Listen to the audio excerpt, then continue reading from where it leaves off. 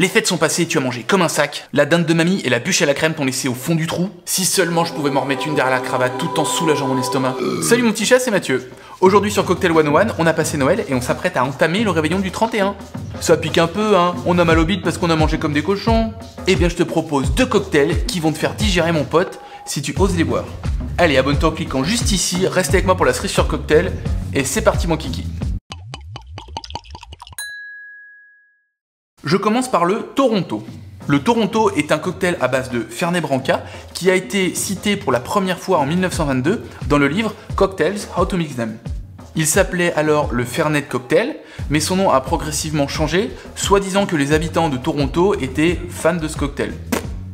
Pour le faire, il te faut du rye whisky, du Fernet Branca, du sirop de sucre et de l'angostura. Alors, il existe une version où on utilise du whisky canadien et du sirop d'érable. Et ben, c'est pas celle-là.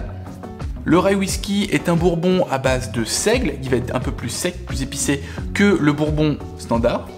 Pour le Fernet, j'utilise le Fernet Branca. Hein, c'est là que ça pique. Les Fernets font partie de la grande famille des Amaro ou Amari. Ce sont des apéritifs italiens qui sont des infusions de plantes et qui sont amers, d'où leur nom. Contrairement aux vermouths qui ont une base de vin, les Amari ont une base d'alcool neutre pour l'infusion de plantes, qui fait qu'ils vont se conserver beaucoup plus longtemps, en fait comme n'importe quelle autre bouteille. Les Fernets sont une sous-catégorie des Amari, avec un goût vraiment très amer, très particulier. Soit tu aimes, soit tu détestes. Ce sont à la base des digestifs, hein, au sens propre du terme, hein, c'est vraiment, ils te liquéfient le bol alimentaire. Pour le sirop de sucre, du sirop de sucre brun, je te l'ai pas présenté dans une jolie petite bouteille, j'avais la flemme, mais c'est du Canadou roux, voilà. Tu peux faire le tien, moi je l'achète en grande surface parce qu'il se conserve plus longtemps. Et l'angostura classique, hein, tu le connais, il est là.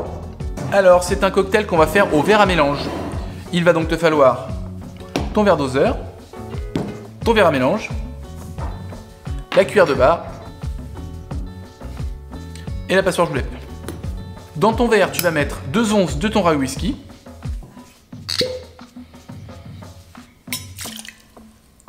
un quart d'once de Fernet Branca,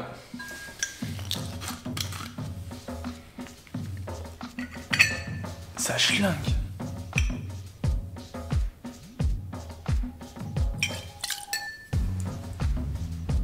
Un quart d'once de sirop de sucre.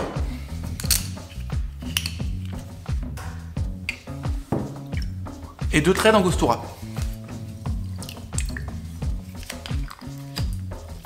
On mélange avec de la glace.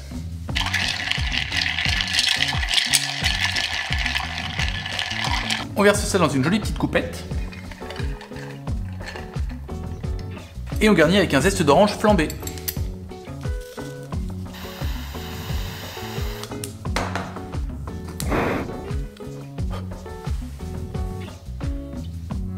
Santé.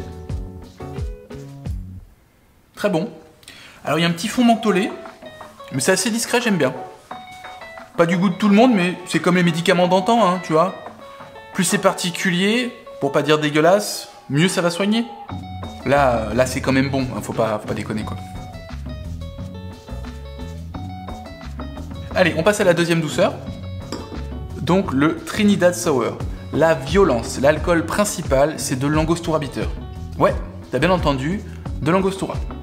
Il a été créé par Giuseppe Gonzalez au Clover Club en 2009. C'est un cocktail moderne, mais c'est déjà un classique. Donc pour faire ce cocktail, il te faut de l'Angostura, du rye whisky, du sirop d'orgeat et du jus de citron. Donc, pour le rye, on reprend le rye de tout à l'heure. Pour l'orgeat, je prends mon sirop d'orgeat maison. Si tu veux savoir comment je le fais, va checker ma vidéo. Je le fais avec des amandes torréfiées. C'est pas très compliqué. Oh putain, ça sent bon. C'est pas très compliqué à faire et ça fait une vraie différence. Le jus de citron frais ou super jus, comme tu veux. C'est un cocktail shaké, il va donc te falloir ton shaker. On reprend le verre doseur. Le petit jigger donc, que tu as rincé. Une passoire au sorn et une passoire fine. Alors dans ton shaker, tu vas verser 1 once entière d'angostura. Pour faire ça, il va falloir enlever le petit capuchon doseur si tu veux pas passer une demi-heure à le faire. Hein, et si tu veux pas pleurer ta race au prochain cocktail, pense à le remettre. Hein.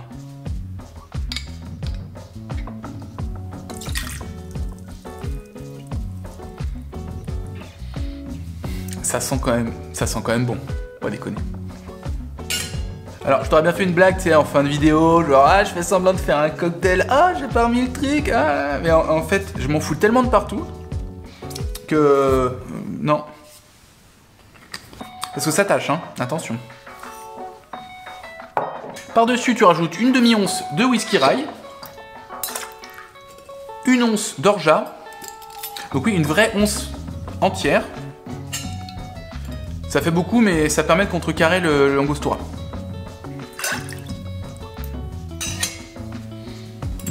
Mais ça sent bon. Et 3/4 d'once de jus de citron. Pareil, si ça te paraît beaucoup, ça passe crème. On shake ça avec de la glace.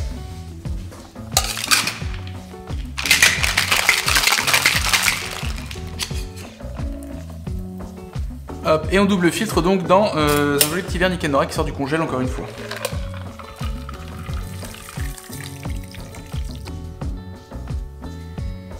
Le Trinidad Sour, donc pas de garnish, il est beau comme ça.